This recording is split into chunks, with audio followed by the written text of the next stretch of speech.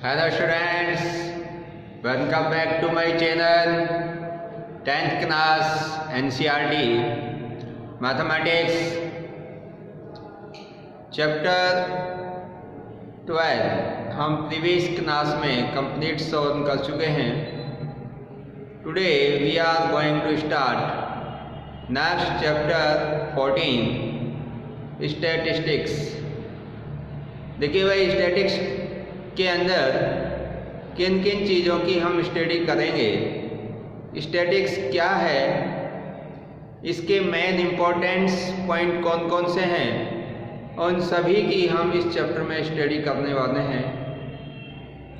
देखिए, स्टैटिक्स ये मैथमेटिक्स की एक ब्रांच है। जैसे अदर ब्रांच होती हैं अर्थमेटिक, कोऑर्डिनेट ज्योमेट्री, ट्रिग्नोमेट्री, इसी प्रकार से स्टैटिस्टिक्स भी एक मैथमेटिक्स की ही ब्रांच है। इसमें हम मेन जिन पॉइंटों की स्टडी करते हैं वो हैं इम्पोर्टेंट एंड मीनिंगफुल डेटाज। ऐसे डेटाज जिनका हम डे टू डे लाइफ के अंदर बहुत ज़्यादा यूज करते हैं। देखिए, जो डेटाज हैं ये मुख्य रूप से दो टाइप्स के होते हैं, two types. There are two types of datas. Number 1 primary data and secondary data. तो प्राइमरी डेटाज और सेकेंडरी डेटाज, इनके बारे में हम 9th क्लास में स्टडी करके आ चुके हैं। इसका शॉर्ट में थोड़ा सा बता देता हूँ कि प्राइमरी डेटाज के अंदर वो डेटा होते हैं जिनका ऑब्जर्वर फर्स्ट टाइम कलेक्शन करता है। जो डेटाज नए सिरे से तैयार किए जाते हैं, जो पहली बार ऑब्जर्वर की नज़र में आते हैं, वो हमारे प्राइमरी डेटाज होते हैं। और सेकेंडरी डेटाज वो होते हैं जो ऑलरेडी स्टोर किए हुए होते हैं और उनसे हमें कोई अदर इंफॉर्मेशन अगर कनेक्ट करनी हो तो वो सभी डेटाज हमारे सेकेंडरी डेटाज होते हैं।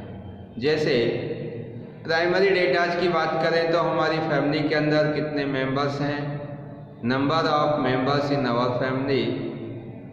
इसी प्रकार से हमारे क्लासरूम में कितने स्टूडेंट्स हैं, number of student in our classroom, number of fans in our classroom, number of tables in our classroom. तो ये सभी प्राइमरी डेटाज हैं। सेकेंडरी डेटाज जैसे लिटरेसी रेट, साक्षरता दर क्या है, ये डिफरेंट स्टेट के अंदर डिफरेंट होती है। पिछले सालों के अंदर लिटरेसी रेट कुछ था और जैसे ही ईयर आपका चेंज होता है तो लिटरेसी रेट भी चेंज हो जाते हैं। तो इस प्रकार से हम प्राइमरी और सेकेंडरी डेटाज को 9th क्लास में पढ़ के आ चुके हैं। अब हम यहाँ से आगे पढ़ेंगे। डेटाज का और ज़्यादा क्लासिफिकेशन अगर करें तो एक होते हैं अनग्रुप डेटा और दूसरे होते हैं ग्रुप डेटा। अनग्रुप्ड हमने 9th क्लास में पढ़ लिए, जिनमें कोई ग्रुप बना हुआ नहीं था। और अभी 10th क्लास में पढ़ेंगे हम ग्रुप डेटाज, यानी कि ग्रुप के अंदर आपको डेटा दिए गए होंगे और उन डेटाज से आपको मीन, मीडियन एंड मोड हमें फाइंड आउट करना है। तो मीन, मीडियन, मोड ये सेंट्रल टेंडेंसी के 3 इम्पोर्टेंट पॉइंट्स हैं जिनकी हमें डिटेल से यहाँ पर स्टडी करनी है। तो देखिए, जो अनग्रुप डेटा थे, जो इनका कि हमने 9th में अध्ययन किया, वो क्या थे, मीन, मीडियन, मोड। तो फॉर अनग्रुप डेटा, देखिए यहाँ पे लिख देता हूँ, for ungrouped data. Ungroup data के लिए हम मीन की जो डेफिनेशन बनाते हैं उसको एक तरह से हम एवरेज मानते हैं।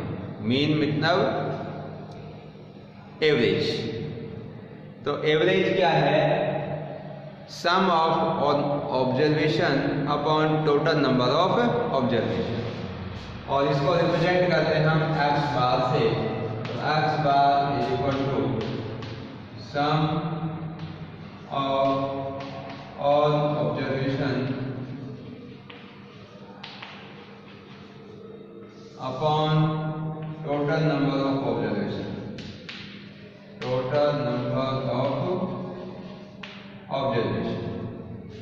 इसको हम एवरेज या मीन के नाम से जानते हैं।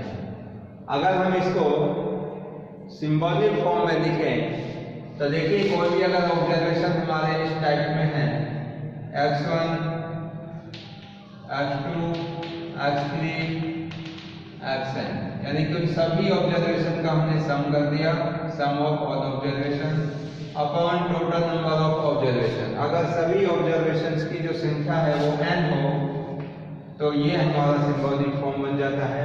और इस सम को हम ग्रीक भाषा का एक सिंबल है सिग्मा, उसके द्वारा रिप्रेजेंट कर सकते हैं और ये बन जाएगा आपका xi अपॉन n, जहां पर i की वैल्यू 1 से स्टार्ट होकर n तक। तो ये आपका सिंबॉलिक फॉर्म हो गया इसका। इस प्रकार से हम एवरेज को या मीन को रिप्रेजेंट कर सकते हैं। Where sigma is Greek letter, Greek भाषा का सिंबल है जिसका मीनिंग होता है सम, जिसमें कि हमने ऑल ऑब्जर्वेशन का सम किया हुआ है। अब देखिए, ये हमने मीन के बारे में पढ़ा, अनग्रुप डेटा। अब अनग्रुप डेटा में ही हम मीडियन को पढ़ रहे हैं। ये वैसे मैंने इनको 9th क्लास में मैंने आपको बता दिए थे, लेकिन फिर भी शॉर्ट रूप में इनका थोड़ा सा आपको रिवाइज करा रहा हूँ जिससे आपके माइंड में आ जाए। देखिए, for ungroup data, ungroup data के लिए ही हम स्टडी कर रहे हैं अब मीडियन की। देखिए, मीडियन में क्या होगा, आपको इसमें भी कुछ ऑब्जर्वेशंस दे रखे होंगे। जैसे सपोज करिए कि आपको इस प्रकार से दे दिए कोई भी बच्चे के एक टेस्ट के अंदर, मैथमेटिक्स के अंदर ये मार्क्स आए, उसने मैथ्स में जितने भी टेस्ट दिए उन सभी टेस्ट में 10 में से ये मार्क्स आए, 8, 5, 4, 9, 10। इस प्रकार से उसने अगर 5 टेस्ट दिए तो उनके ये मार्क्स आए। तो इन मार्क्स का हमें अगर मीडियन निकालना है तो सबसे पहले इन ऑब्जर्वेशन को हम असेंडिंग या डिसेंडिंग ऑर्डर के अंदर अरेंज करेंगे। तो इनको असेंडिंग ऑर्डर में अगर हम लिखें, असेंडिंग ऑर्डर के अंदर तो क्या होगा, 4, 5, 8, 9 और 10। अब इसमें से आपको मिड वैल्यू देखनी है। मिड वैल्यू क्या है, 8, तो ये इसका मीडियन हो गया। इसका आपको फॉर्मूला बताया था मैंने कि अगर गिवन नंबर आपके ऑड नंबर हो, 1, 2, 3, 4, 5 ऑड नंबर है, तो इसका फॉर्मूला था n+1 upon total observation. n क्या है, इसमें टोटल कितने ऑब्जर्वेशन है, 1, 2, 3, 4, 5 में 1 ऐड करो 6 को 2 से डिवाइड करो थर्ड, तो थर्ड ऑब्जर्वेशन कौन सा होगा आपका, 8 होगा। कितने आ रहा भाई। अब आप कहीं इसमें से तब था जाओ, n क्या है, ऑड नंबर है। और अगर n है जो इवन नंबर हो, अगर इसी के अंदर में एक नंबर और ऐड कर दो तो इनको इवन बना सकते हैं। तो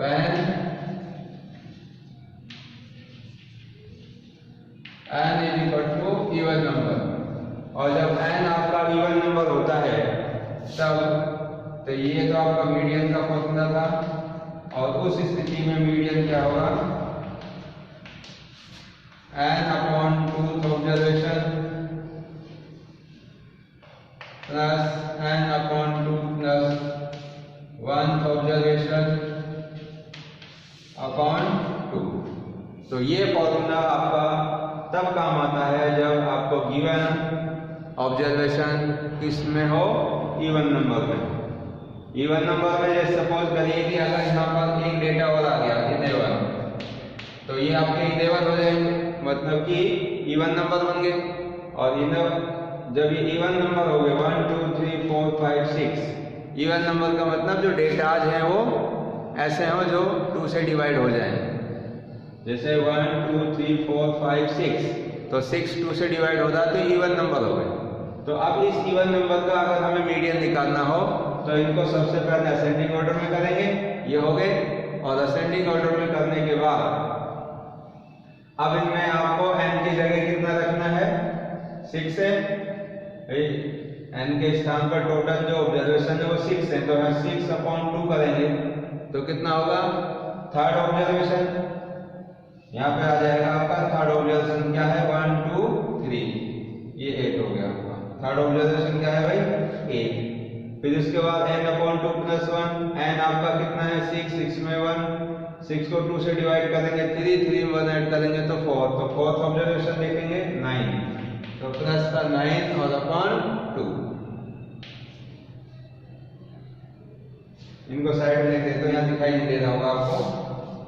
तो कितना हो जाएगा भाई, n/2 में n की जगह 6 रखेंगे, 6 को 2 से डिवाइड करेंगे तो थर्ड ऑब्जर्वेशन कितना है, 1 2 3 8 प्लस n/2, n की जगह 6, 2 से डिवाइड किया 3, 3 में 1 ऐड करेंगे 4, तो फोर्थ ऑब्जर्वेशन क्या है 9 और उसको अपॉन 2, तो 8 और 9 कितने हो गए, 17 को 2 से डिवाइड करेंगे तो 8.5।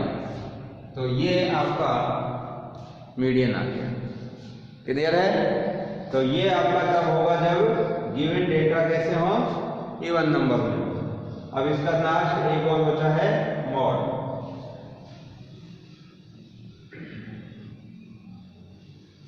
देखिए फॉर अनग्रुप डेटा, अब अनग्रुप डेटा के लिए हम इसका पढ़ेंगे मॉड।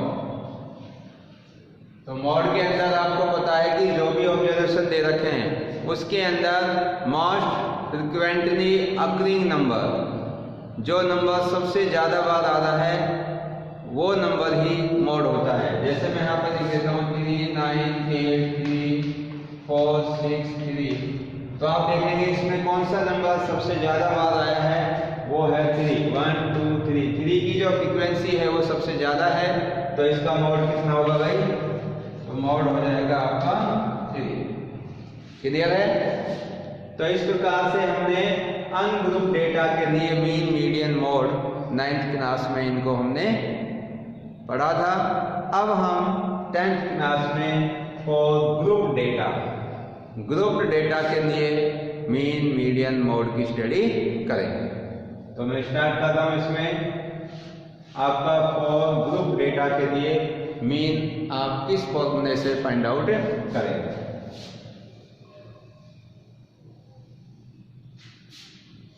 देखिए भाई, for group data, for group data, group data के लिए हमें क्या निकालना है भाई, मीन। तो डेटा मैंने बता दिया आपको, एक तो ग्रुप में और एक अनग्रुप में। ग्रुप का मतलब है जैसे कुछ भी डेटा दे रखे हैं उनका आपने ग्रुप साइज बना दिया भाई, 5 से 10 के बीच में कितने हैं, 10 से 15 के बीच में कितने हैं, 15 से 20 के बीच में कितने नंबर हैं। कोई भी आपका ऑब्जर्वेशन हो सकते हैं, जैसे वो हाइट के संबंधित हो सकते हैं, मार्क्स से संबंधित हो सकते हैं। तो कोई भी आप, जैसे मैं एग्जांपल दे रहा हूँ यहाँ पर कि एक क्लास में 10th क्लास के अंदर किसी बच्चे ने पेपर दिया और मैथमेटिक्स के अंदर जो उसके मार्क्स आए वो कैसे आए, 8 9 3 4 5 6, फिर कर देता हूँ इनको मैं 5 10। तो ये मार्क्स आए किसी भी क्लास के जो कि मैथ का टेस्ट दिया, और उस क्लास के बच्चों के जो मार्क्स आए वो इस प्रकार से आए, किसी के 8 9 5 10 3 4 5 6। अगर अब इससे आपसे कहा जाए कि इनका आप ग्रुप बनाइए इनका, और ग्रुप में आपको अंतर रखना है कम से कम 2-2 मार्क्स के, तो मैं स्टार्ट कर दूंगा इसमें कि जिनके 0 से 2 के बीच में नंबर आए, 0 से 2। तो देखिए इसमें आपको एक चीज याद रखनी है, 0 से 2 के अंदर ये जो 0 है इसको लोअर लिमिट कहते हैं और 2 है इसको अपर लिमिट कहते हैं। 0 है लोअर लिमिट और 2 अपर लिमिट है। तो इसमें अपर लिमिट है जो काउंट नहीं होगी, ये अगले ग्रुप में काउंट होगी, 2 से 4। फिर इसमें 4 काउंट नहीं होगा, फिर होगा 4 से 6, फिर 6 यहाँ काउंट नहीं होगा, अगले में काउंट हो गया 6 से 8 और फिर 8 से 10। तो देखिए ये आपके ग्रुप बन जाएंगे। अब इस ग्रुप के अंदर आप देखेंगे 0 से 2 के बीच में नंबर, यानी कि 0 और 1 जिन बच्चों के आए, ऐसे कोई है इसमें? कोई भी नहीं, तो उनकी संख्या क्या आ जाएगी? 0। फिर आप देखेंगे 2 से 4 के बीच में, यानी कि 2 और 3 कितने बच्चों के आए? तो इसके अंदर 2 और 3 सिर्फ 3, ये एक ही बच्चे के आए, ये फ्रीक्वेंसी बनती जा रही है। फिर देखते जाइए आप 4 से 6 के बीच में, 4 से 6 के बीच कितने बच्चों के नंबर आए हैं? 4 काउंट होगा, 5 होगा, 6 नहीं होगा। तो देखिए 4 और 5 ये 2 बच्चों के आए। फिर 6 to 8, 6, 7, इसमें मास काउंट हो जाएंगे 6 और 7। देखिए तो एक आपका 6 ओनली एक ही है इसमें। फिर आप 8 से 10, तो 8 से 10 के अंदर आप देखेंगे तो 8 और 9 काउंट होगा, तो इसके अंदर 8 और 9 कितने हैं? 2, और एक ग्रुप और बना देंगे इसका 10 से 12। तो 10 से 12 के अंदर देखो 10 और 11, तो इसमें 10 एक ही बच्चे के आए हैं। तो इस प्रकार से ये हमारे ग्रुप डेटा हो गए। क्या हो गए भाई? Group data. अब इन ग्रुप डेटा का हमें मीन निकालना होगा। तो देखिए ग्रुप डेटा का मीन निकालने के 3 मेथड्स हैं जो कि आपके सिलेबस के अंदर है। वो कितने मेथड है भाई? 3 मेथड्स हैं।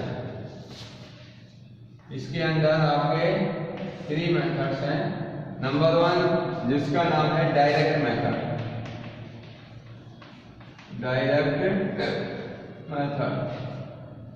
सेकंड मेथड का नाम है अज्यूम्ड मीन मेथड,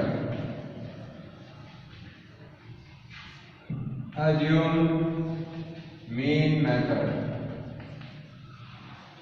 और थर्ड मेथड है इसमें step deviation method, step deviation method. तो ये 3 मेथड्स हैं जो कि आपके सिलेबस में भी हैं और बहुत ही इम्पोर्टेंट मेथड हैं ये। इनके ऊपर आपका डेफिनेट एक क्वेश्चन जरूर आता है। तो मैं आज आपको मीन्स के बारे में बता देता हूँ। मीन्स के तीनों जो मेथड हैं इनको यहाँ पर आपको बता देता हूँ, और जो मीडियन और मोड बचेगा उसको हम नेक्स्ट क्लास के अंदर बताएंगे आपको। तो देखिए यहाँ से मैं स्टार्ट कर रहा हूँ डायरेक्ट मेथड। तो मीन निकालने का for group data direct method क्या होगा? तो इसका देखिए फॉर्मूला होता है, वो है x bar equal to summation fi xi I is equal to 1 to n upon summation fi I is equal to 1 to n। ये फॉर्मूला होता है इसका, summation fi xi upon summation fi I की value 1 से n, यानी कि first observation से शुरू होकर और n तक वेरी करती है। n का मतलब है कि इसके अंदर कितने आपके ऑब्जर्वेशन हैं, 5 आए, 10 आए, 20 आए, जो भी ऑब्जर्वेशन है वो n की वैल्यू हो जाएगी। और fi आपकी फ्रीक्वेंसीज हैं, और यहाँ पर xi जो भी आपको गिवन डेटाज दे रखे हैं, यानी कि क्लास मार्क, मिड वैल्यू कह सकते हो इसको, क्लास मार्क। अभी क्लास मार्क शायद आपने 9th में पढ़ा भी था, वो क्या था? Class mark is equal to upper limit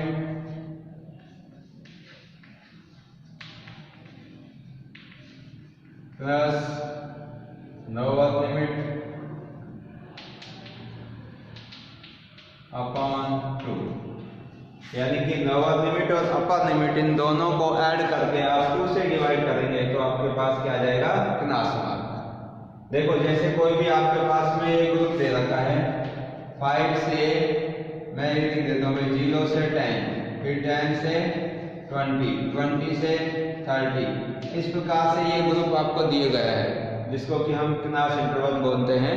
ये क्लास इंटरवल के अंदर अब आपको बीच की मिड वैल्यू निकालनी है जिसको हम क्लास मार्क कहेंगे।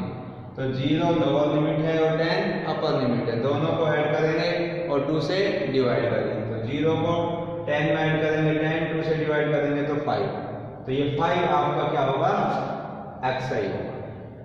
ठीक है, मिड वैल्यू, इस क्लास इंटरवल की मिड वैल्यू, या इसको हम क्लास मार्ग कह सकते हैं। इसी प्रकार 10 और 20, इनके बीच की मिड वैल्यू 10 और 20 को ऐड करेंगे 30 और 2 से डिवाइड करेंगे तो ये आ जाएगा आपका 50। क्लियर है भाई? तो ये वाला जो फॉर्मूला है ये डायरेक्ट मेथड के नाम से जाना जाता है। अगर इसको हम शॉर्ट में लिखना चाहें तो इसका शॉर्ट फॉर्म क्या हो जाएगा, इसी का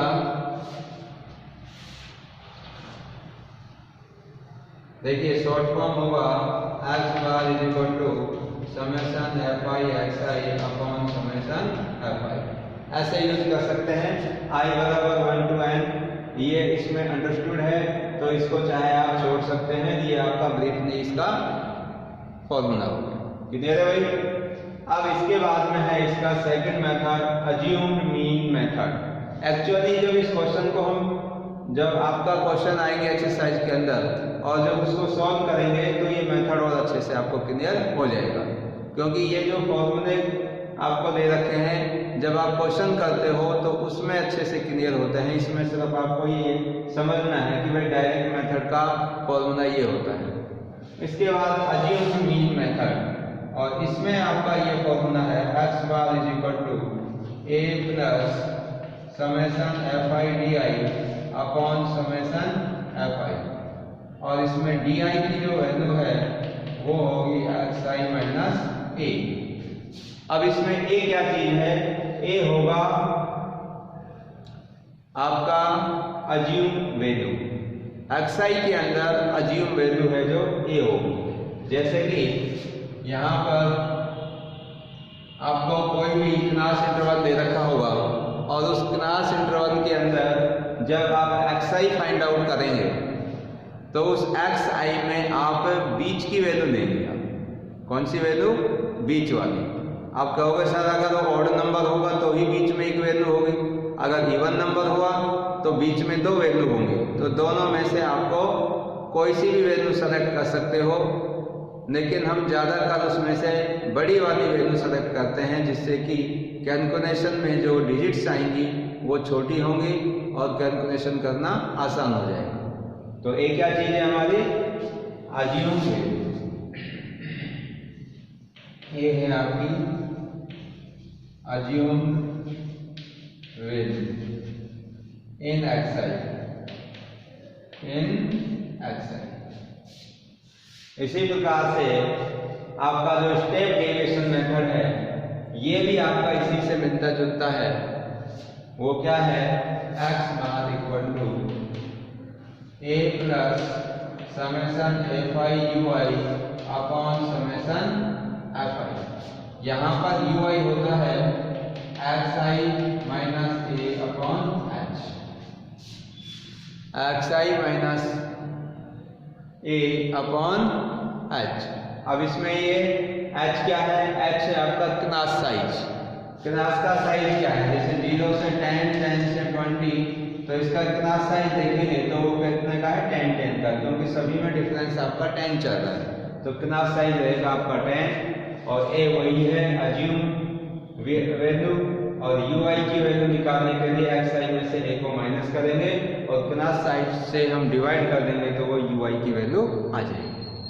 तो ये इस मीन को निकालने के आपके 3 मेथड हैं।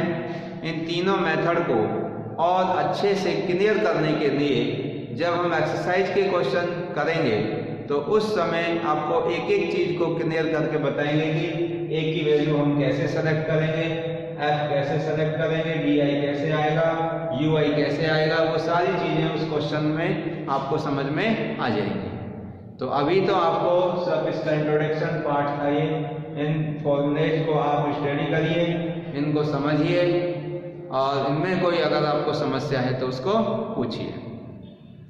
तो यहाँ से आगे के जो आपका ग्रुप डेटा के लिए मीडियन और मॉड हैं वो इंट्रोडक्शन पार्ट सेकंड में हम करेंगे। ठीक है, तो so thank you. and thank you very much.